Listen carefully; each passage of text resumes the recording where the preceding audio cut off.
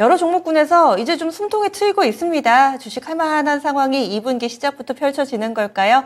그러면 앞으로 전문가들은 어떻게 포트폴리오를 좀 운영할지 매주 화요일부터 금요일까지 이 시간 전문가들의 실제 포트폴리오를 좀 들여다보는 시간 가져보도록 하겠습니다. 전략 체크인이고요. 매주 수요일은 이분과 함께합니다. 바로 자산운용의 윤정식 이사입니다. 안녕하세요. 네, 안녕하세요. 네. 앞으로 전체적인 포트폴리오를 좀 꾸려주시고 또 변화 상황까지 함께 좀 짚어볼 텐데요.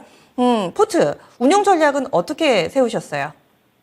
네, 우선 시장이 좀 박스권에 갇혀 있다라는 부분들을 좀 전제 조건으로 두고 진행을 해야 될 것 같습니다. 최근에 나오는 지표들 보면 이 물가 상승 가능성은 굉장히 좀 제한적일 것으로 보여지죠. 지표들이 도리어 물가 상승보다 경기 침체 우려감들이 좀 더 많이 반영이 되는 그런 시장이 될 가능성.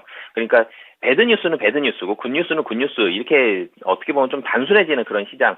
이 금리가 계속 인상기에 있을 때는 이 경제가 좀 좋다, 도리어 좋은 경제 지표가 나올 때는 와 물가 상승, 그러니까 금리 인상이 좀 더 가팔라질 수 있겠구나라는 우려감들이 있었기 때문에 배드 뉴스가 굿 뉴스였고 굿 뉴스가 배드 뉴스가 되는 이런 상황이었는데 이제는 좀 단순해지는 그런 상황이 당분간은 좀 펼쳐질 가능성이 있고요. 그렇기 때문에 금리 인상 이제 종결이 되거나 아니면 7월에 25bp 정도 추가적으로 뭐 금리 인상 뭐 가능한 이런 상황들이 있기 때문에 금리 인상이 이제 보입니다.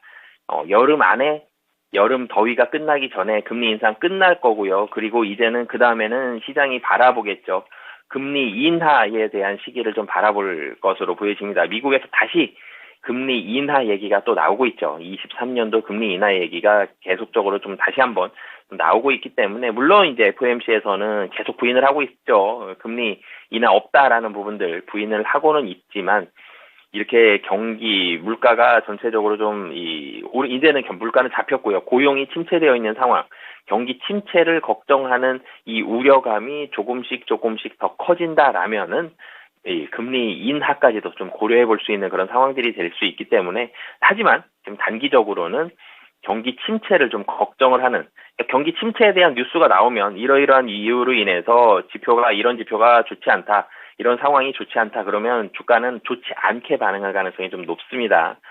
그렇기 때문에 유동성보다는 단기적으로는 경기 침체 영향이 클 것으로는 보여지지만 그렇다고 또 경기 침체 영향이 길어질 가능성은 좀 낮습니다. 왜 그러냐면 이 경기 침체라는 뉴스로 뭐 한 달, 두 달 이렇게 흘러가게 된다면 또 가만히 있을 수는 없죠. 금리 인하 얘기가 또 나오기 시작할 겁니다. 금리 인하 얘기가 나오고 실질적으로 금리 인하가 가시권에 들어온다라면 주식시장은 다시 한번 환호하면서 상승할 수 있기 때문에 주식시장만 놓고 본다라면 실제 경제는 굉장히 좀 녹록치는 않아 보입니다만 주식시장만 놓고 본다라면 경기 침체의 영향력이 길게 갈 가능성은 좀 낮아 보이고요. 그리고 금리 인하 시기가 이제는 그래서 가시권이 오겠죠. 금년 안에 금리 인하에 대한 가시권 시기가 올 텐데 그때까지는 박스권 장세, 미국 증시도 굉장히 많이 오르기는 쉽지 않고요. 국내 증시도 많이 오르기 쉽지 않습니다. 단적으로 국내 증시 지금 코스피 박스권 상단 2,500선 정도가 굉장히 단단하게 막혀 있는데 박스권 2,500 가까워지니까 지금 거래대금 감소가 아니죠. 거래대금이 늘어나고 있는 우호적인 상황임에도 불구하고 그리고 어제랑 오늘 코스피 상승하고 있음에도 불구하고 외국인 팝니다. 수급적으로 이제는 차익 실현 매물이 좀 나오고 있는 상황들이다라고 보시면 되겠고요. 2,500선을 박스권 상단으로 놓고 보시고 금리 인하 시기가 가시권이 될 때까지는 좀 이 박스권을 염두에 두시고 대응하시면 좋을 것 같습니다. 박스권 대응 전략 얘기를 해주시네요. 따라서 시장의 현재 심리가 그렇게 좋은 것만은 아니다. 당장 우리는 경기 침체에 대한 우려감을 조금은 크게 받아들이고 있다. 이렇게 보시는 건데 그러면 시장 좀 보수적으로 판단하시는 거 아니세요? 주식 현금 비중 어떻게 꾸리실 예정이세요? 네, 우선 주식 비중 70% 정도로 뭐 50%보다는 많은 편이지만 현금 비중 30%. 저는 사실 시각 자체는 지금 박스권 상단은 좀 막혀 있지만 결국은 금년 안에 박스권 상단 뚫고 추가적인 상승이 가능하다라는 긍정에 좀 더 가깝거든요. 그렇지만 주식 비중 70%를 말씀드린 이유는 단기적으로 경기 침체 이슈가 나올 가능성이 높습니다. 전일 미국 시장이 하락했고요, 어젯밤에. 그리고 빅테크 기업들, 재무적으로 좀 탄탄한 기업들 위주로 좀 상승을 하고 매수세가 쏠렸다는 점을 봤을 때는 경기 침체 이슈, 로 인해서 단기적으로 변동성이 한 번 이상 나올 가능성이 높아 보인다라고 보여지고요. 국내 증시 코스피 기준으로 본다라면 박스권 하단인 2,400선 정도 혹은 만약에 이탈한다 그랬을 때는 추가적으로 포트에 좀 더 담을 만큼의 현금을 조금은 좀 남겨놓고 싶어서 주식 비중 70%, 현금 비중 30% 그리고 전체적인 뷰는 좀 긍정적인 뷰를 유지한다라고 말씀드리겠습니다. 네. 그럼 제가 말씀드린 부분 정정하겠습니다. 보수적이고 중립적으로 보는 게 아니라 시장 전체적으로는 긍정적으로 본다. 단기간에 하지만은 경기 침체와 관련된 변동성에 대비하기 위해서 그래서 현금을 30% 정도는 가지고 가실 계획이다. 이렇게 얘기를 해주신 건데 그러면 포트 전략 먼저 좀 섹터로 구분을 해보겠습니다. 섹터 비중은 어떻게 나누실 예정이세요?